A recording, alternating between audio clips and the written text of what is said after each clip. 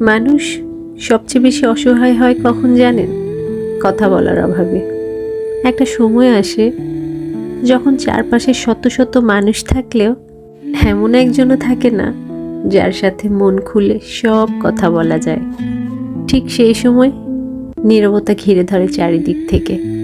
হাসির আড়ালে জমা হয় একাকী শূন্যতা। বেঁচে থাকাটা তখন শুধু অভ্যেসে পরিণত হয়। অনুভবের জায়গা হারিয়ে ফেলে প্রাণ।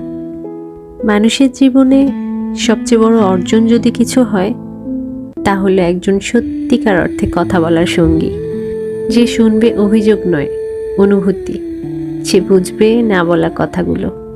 যার জীবনে এমন একজন মানুষ থাকে, তার দুঃখ কষ্ট অনেকটাই বিলীন হয়ে যায়। কারণ কথা বলার সঙ্গী থাকা মানে জীবনের অর্ধেক ভার হালকা হয়ে যাওয়া।